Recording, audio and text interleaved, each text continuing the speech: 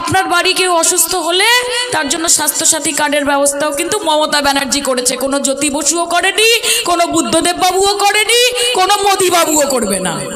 যদি কেউ করে তার নাম মমতা ব্যানার্জি, সে আমাদের দিদি। তাই আমরা বলি আমাদের শরীরে গরম রক্ত, আমরা দিদির চরম ভক্ত। এবং এই ভক্তিভাব, এই ভালোবাসা সবসময় দিদির জন্য আমাদের থাকবে। তবে এইটুকু বলতে পারি, আজকেরটা হচ্ছে ছোট গল্প, উপন্যাস এখনো বাকি আছে। এটা শুধু ট্রেলার, পিকচার আমি বাকি আছে। ছাপছে তো আসবো, তখন যা যা বলার আরো সুন্দর করে সবাই বলবে, শিবটা বলবে এবং কি কাজ নিয়ে কথা বলবো। মমতাদি কি কাজ করেছে, মমতাদি পশ্চিমবঙ্গের মানুষের পাশে কিভাবে থেকেছে সেই নিয়ে বলবো। কাকে ভোট দেবে বছর? ভোট তৃণমূলকেই দেবো। কেন? ওরা তো ভালো কাজ করেছে, চোর হোক জাত ভালো। নমস্কার, নমস্কার, নমস্তে, নমস্কার ইন্ডা। আজকের আমাদের এই ভিডিওটা একটু আলাদা হতে চলেছে, কারণ আজকের এই ভিডিওটাতে কাকে নিয়ে খেলা হতে চলেছে? সায়নী ঘোষ। আসো খেলবো, খেলা হবে। তো চলো আজকের ভিডিওটা শুরু করা যাক। সায়নী লাগাও। এরকম হাজার হাজার লোক আছে। এই মেদিনীপুরে কম ছিল, ওই মেদিনীপুরে আবার একটু বেশি। পশ্চিমবঙ্গের ঘাটাল বছরে প্রায় 5 থেকে 7 বার উন্নয়নের জোয়ারে ভাসতে থাকে। আর সেই উন্নয়নের জোয়ার দেখতে তৃণমূলের একাধিক নেতা কিংবা নেত্রীরা সেখানে গিয়ে উপস্থিত হয় এবং সেখানে গিয়ে পেট ব্যথা করা ভাষণ দিয়ে থাকে। ঠিক একই রকমভাবে জাস্ট কয়েকদিন আগে সায়নী ঘোষ সেখানে উপস্থিত হয়েছিল এবং পেট ব্যথা করা কিছু ভাষণ দিয়েছিল। তো আজকের এই ভিডিওতে আমরা সেই ভাষণগুলো শুনবো, জানবো, দেখব এবং কিছুটা ক্রিটিসাইজ করার চেষ্টা করব। এরকম হাজার হাজার লোক আছে। এই মেদিনীপুরে কম ছিল, ওই মেদিনীপুরে আবার একটু বেশি, যারা সকালবেলা উঠে বলে নরেন্দ্র মোদী জিন্দাবাদ, নরেন্দ্র মোদী জিন্দাবাদ, বিজেপি বিজেপি বিজেপি, আর সন্ধ্যেবেলা গিয়ে ব্লকের নেতাকে বলে ও দা আমার বউয়ের স্বাস্থ্যসাথীর কার্ডটা একটু করে দেন না। না, এটা তো স্বাভাবিক ব্যাপার, সেটা পূর্ব মেদিনীপুর হোক কিংবা পশ্চিম মেদিনীপুর হোক, যেখানেই হোক না কেন, যেখানে যে পার্টির সাপোর্টার্সরা রয়েছে তারা তারই স্লোগান গাইবে। যেরকম যদি বিজেপির সাপোর্টার্স হয়ে থাকে তারা বলবে নরেন্দ্র মোদী জিন্দাবাদ, এটা স্বাভাবিক। আবার অপরদিকে যদি টিএমসির সাপোর্টার্স হয়ে থাকে তারা বলবে হাওয়াই চটি জিন্দাবাদ। আবার কেউ কেউ তো গর্ব করে চটিও চাটে। আর আমি তো গর্ব করে চটি চাটি, আমার কোনো অসুবিধা নেই। সে যাই হোক, সেটা আলাদা ব্যাপার, কে কি চাটলো না চাটলো সেটা তার নিজস্ব একদম ব্যক্তিগত ব্যাপার। কিন্তু কিন্তু কিন্তু সায়নী ঘোষেরা বোধহয় এটা ভুলে যাচ্ছে, এটা গুলিয়ে ফেলছে। সরকার এবং পার্টি দুটো সম্পূর্ণ আলাদা জিনিস।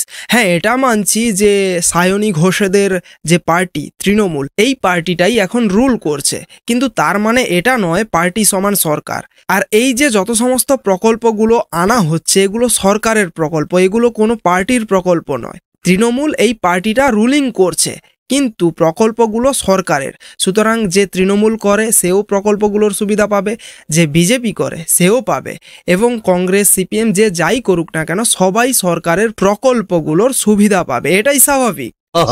কিন্তু কিন্তু কিন্তু এরা পার্টি এবং সরকার দুটোকে যেন একসঙ্গে গুলিয়ে ফেলছে, যেন বলতে চাইছে এগুলো তাদের পার্টি দিচ্ছে। পার্টি নয়, এটা সরকার দিচ্ছে, এবং সরকার চলে সাধারণ মানুষের ট্যাক্সের টাকা, এবং এই যে প্রকল্পগুলো এগুলোও হচ্ছে সাধারণ মানুষের ট্যাক্সের টাকার থেকে, কেউ কারোর নিজের পকেট থেকে বের করে দিচ্ছে না। এমন অনেকে আছে যারা সকাল থেকে রাত অব্দি মমতা বন্দ্যোপাধ্যায়ের গোষ্ঠী উদ্ধার করে দিচ্ছে, তাকে সকাল থেকে রাত অব্দি গাল মন্দ করছে, সন্ধ্যাবেলা গিয়ে অন্য কোনো নেতাকে তৃণমূলের বলছে ও দা আমার বউয়ের লক্ষ্মীর ভান্ডারটা তো পেলাম না। আমি শুধু একটাই কথা ভাবি যে তৃণমূলের একাধিক নেতা নেত্রীরা লক্ষ্মীর ভান্ডার এই প্রসঙ্গটাকে নিয়ে যে এই ধরনের কথাবার্তাগুলো বলে থাকে, এগুলো কি আমার বাংলার মানুষ দেখতে পাচ্ছে না? বিশেষ করে যারা লক্ষ্মী ভান্ডার, হ্যাঁ সরকারের একটা প্রকল্প, সুতরাং সবাই সমস্ত মহিলারা মা বোনেরা এটার সুযোগ সুবিধা পাবে, এটাই স্বাভাবিক। কিন্তু তৃণমূলের নেতা নেত্রীরা যখন এই ধরনের কথাবার্তাগুলো বলে, মানে যারা লক্ষ্মীর ভান্ডার নিচ্ছে তাদেরকে তো তুচ্ছ চোখে দেখা হচ্ছে না। সুতরাং এই কথাগুলো শোনার পরে তাদের গায়েও কি একটু কাঁটা লাগে? একটু কি মনে হয় যে আমরা যে এই যে প্রকল্পটার সুযোগ সুবিধা নিচ্ছি, এই যে 1000-1200 টাকা নিচ্ছি, এটার জন্যে যা নয় তাই বলছে এরা, এরকমটা মনে হচ্ছে না আপনাদের? যারা এই সুযোগ সুবিধাগুলো নিচ্ছেন, যারা লক্ষ্মীর ভান্ডার নিচ্ছেন, কন্যাশ্রী পাচ্ছেন, সন্ধ্যাবেলা গিয়ে অন্য কোনো নেতাকে তৃণমূলের বলছে, ও দা আমার বউয়ের লক্ষ্মীর ভান্ডারটা তো পেলাম না। এরা এমন করে হেয়ালি করে বলে যেন বিশাল কিছু, যেন এরা নিজেদের পকেট থেকে এই লক্ষ্মীর ভান্ডার, কন্যাশ্রী এই টাকাগুলো দিচ্ছে। আসলে তো এগুলো আমাদের টাকার থেকে দেওয়া হচ্ছে, আমাদের ট্যাক্সের টাকার থেকে দেওয়া হয়েছে। তাহলে এদের বড় বড় বাতেলা শোনার পর কি আপনাদের গায়ে একটুও কাঁটা লাগে না? একটুও কি আপনাদের খারাপ লাগে না? আমার মা বোনেরা তো গদ্দার নয়। হ্যাঁ, আমার মা বোনেরা তো আর গদ্দার নয়। 1200 পেয়ে তারা ভোটটা কিন্তু একদম ঠিক জায়গায় দিয়ে চলেছে। কিন্তু তাদেরকে এটাও ভাবতে হবে, এই মা বোনেদেরকে এটাও ভাবতে হবে যে এই 1200-র চক্করে তাদের ছেলে মেয়েগুলোর ভবিষ্যৎ ঠিক কি হতে চলেছে। পশ্চিমবঙ্গের মানুষ জানে একটাই কথা, তারা একটাই কথা বোঝে যে লাভ ছাড়া ক্ষতি নেই, দিদি ছাড়া গতি নেই। Are you comedy me? আজকে মমতাদি যতদিন থাকবে ততদিন আপনার বাড়ির মেয়েটা যখন বয়স হয়ে যাবে বিয়ে করার মতো, রূপশ্রীর টাকাটা ঠিক পাবে। আর ছেলেরা কি করবে যখন বয়স হয়ে যাবে বিয়ে করার মতো? তখন বাটি হাতে এদিক ওদিক ঘুরবে। আজকে মমতাদি যতক্ষণ থাকবে আপনার বাড়ির ছোট্ট মেয়েটা যে পড়াশোনা করতে চায় সে কন্যাশ্রীটা পাবে। আর ছেলেগুলো কি বানের জলে ভেসে এসেছে নাকি? যে ছেলেগুলো পড়াশোনা করতে চায় তাদেরকে টাকাটা কে দেবে? মানলাম তারা না হয় নিজে পড়াশোনা করলো কষ্ট করে, টাকা জোগাড় করে, কিন্তু পড়াশোনা কমপ্লিট করার পর যখন তাদের চাকরির প্রয়োজন, কাজের প্রয়োজন, তাদের সেই চাকরি কাজগুলো কে দেবে? আজকে মমতাদি যতক্ষণ থাকবে আপনার বাড়ির ছোট্ট মেয়েটা যে পড়াশোনা করতে চায় সে কন্যাশ্রীটা পাবে। ছেলেটা স্কুলে যাওয়ার জন্য সবুজ সাথীর সাইকেলটা পাবে। আচ্ছা, মেয়েটা পড়াশোনা করার জন্য কন্যাশ্রীর টাকা পাবে, আর ছেলেটা স্কুল যাওয়ার জন্য সবুজ সাথীর সাইকেল পাবে। কেন মেয়েরা সবুজ সাথীর সাইকেল পায় না স্কুলে যাওয়ার জন্যে?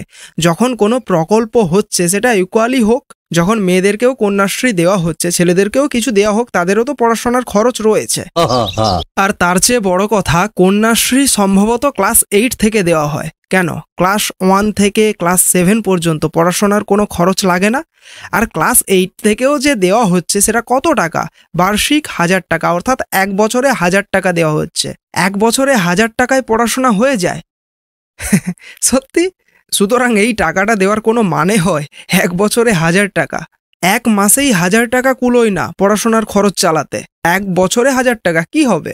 যাই হোক, তবু প্রকল্প হয়েছে, দিচ্ছে, কিন্তু সেটা ছেলেদের জন্য কোনো প্রকল্প নেই কেন? ছেলেরা তাহলে কিভাবে পড়াশোনা করবে? আর তার চেয়ে বড় কথা, কলেজে সম্ভবত ফার্স্ট ইয়ারের পরেই মেয়েরা যখন কন্যাশ্রীর একটা হিউজ অ্যামাউন্ট পাচ্ছে, সে জায়গায় ছেলেরা বলতে গেলে ভিখিরি, তাদেরকে বাটি হাতে বসতে হবে, এমনই অবস্থা। এটা কেন করা হচ্ছে ভাই? কেবলমাত্র ভোটের রাজনীতি, কেবলমাত্র ভোট ব্যাংকটাকে ধরে রাখার জন্য।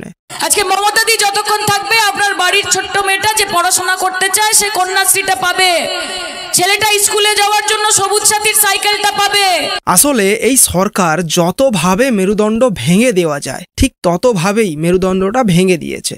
এতদিন পর্যন্ত বাঙালি এতটাও মেরুদণ্ডহীন প্রাণী ছিল না যতটা এখন হয়ে গেছে। এই সরকার চাইছে যতভাবে মানুষকে অশিক্ষিত রাখা যায় ততই ভালো, সুতরাং তারা সেই কাজটাই করছে। আর বাংলার মানুষও সুন্দর তার ফাঁদে পা দিয়েছেন, এবং ভবিষ্যৎটা কতখানি যে অন্ধকারের পথে এগোচ্ছে সেটা এখনো ধরতে পারছে না, বুঝতেও পারছে না। না সবাই যে একদম বোঝেনি সেটাও ভুল বলা হবে, অনেকেই বুঝেছে, কিন্তু কিছু সংখ্যক এখনো রয়েছে যারা এখনো ওই 1200-তে আটকে রয়েছে। এবং পশ্চিমবঙ্গ তৃণমূল যুব কংগ্রেস, ঘাটাল সাংগঠনিক জেলা তৃণমূল যুব কংগ্রেস তাদেরকে একটাই কথা বলতে চাই যে রাজনীতি যে সুযোগ আমাদেরকে মমতাদি অভিষেকদা দিয়েছে, এটা করে খাওয়ার জায়গা না, এটা করে দেখানোর জায়গা। এর থেকে হাস্যকর কথা আর কিছু হতে পারে? সায়নী ঘোষ নিজের মুখেই বলছে যে তৃণমূল কংগ্রেসটা নাকি এটা করে খাওয়ার জায়গা নয়, এটা করে দেখানোর জায়গা। কিন্তু এরা মুখে বলে এক আর কাজে করে আরেক। এদিকে কেউ কেউ তো আবার বলছে যে তৃণমূল কংগ্রেস নাকি একদম দুর্নীতিকে টলারেট করে না, জিরো টলারেন্স বলা হয়েছে। তৃণমূল কংগ্রেস কোনো দুর্নীতিকে টলারেট করে না, জিরো টলারেন্স বলা হয়েছে। আমি শুধু ভাবছি যদি জিরো টলারেন্সে এরকম জ্যোতিপ্রিয় মল্লিক, পার্থ চ্যাটার্জি, অনুব্রত মণ্ডল এদের মতো তাবড় তাবড় নেতাদেরকে জেলের মধ্যে গিয়ে থাকতে হয়, তাহলে যদি বাই চান্স 1%ও দুর্নীতি যদি এরা টলারেট করার সুযোগ পায় বা সহ্য করতে পারে, তাহলে আরো কতজন জেলে যেতে পারে। তৃণমূল কংগ্রেস কোনো দুর্নীতিকে টলারেট করে না, জিরো টলারেন্স বলা হয়েছে। Are you comedy me?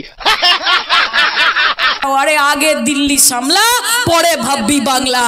ভাই 26-এর ভোট এখনো অনেক দেরি রয়েছে, আর আজ থেকেই এদের নাটক শুরু হয়ে গেছে। শুধু বড় বড় কথা, প্রতিশ্রুতিতে কিছু হবে না। উন্নয়ন করে দেবো, আরো কর্মতীর্থ করে দেবো, ডবল ডবল চাকরি হবে, ডবল ডবল শিক্ষা হবে, ডবল ডবল কাজ হবে। শুধু বড় বড় কথা, প্রতিশ্রুতিতে কিছু হবে না। এবং আবার বলেছি, লাভ ছাড়া ক্ষতি নেই, দিদি ছাড়া গতি নেই। যত দিন যাবে আরো বেশি করে বুঝতে পারবেন যে পশ্চিমবঙ্গকে শান্তিপ্রিয় রাখতে, পশ্চিমবঙ্গতে সর্বধর্ম সমন্বয়ে রাখতে, পশ্চিমবঙ্গে সম্প্রীতি যাতে বজায় রাখে, যদি হিন্দু মুসলমানের মধ্যে যাতে দাঙ্গা না হয়, তার জন্য মমতা বন্দ্যোপাধ্যায় কতটা সচেষ্ট। আর ইউ কমেডি মি 26-এ আবার বিধানসভা ভোট রয়েছে, ভোট খুব সামনে চলে আসছে। আর যেহেতু ভোট আছে, এরা তো ভোট চাইতে যাবে, আর এরা ভোট চাইতে গেলে এইবারে আপনারা কি বলবেন জানেন না? এই যে শুনে নিন। টাটা বাই বাই, আর কোনোদিনও দেখা না পেলেই বেশি খুশি হব। হ্যাঁ, এটাই বলবেন এদেরকে এইবার। আর আজকের এই ভিডিওর নাটকটা কেমন দেখলে? ভালো লাগলো অবশ্যই, আশা করি। ভোট যত সামনে আসবে আমরা আরো তত নাটক দেখতে থাকবো এদের। তো নাটকটা যদি ভালো লেগে থাকে তাহলে অবশ্যই ভিডিওটাকে একটা শেয়ার করো, কমেন্টস করো, আর ভিডিওটাতে একটা লাইক করো। আর যারা যারা এখনো আমার এই চ্যানেলটাকে সাবস্ক্রাইব করোনি, অবশ্যই সাবস্ক্রাইবটা করে নিও। তো দেখা হচ্ছে নেক্সট ভিডিওতে। জয় হিন্দ। জয়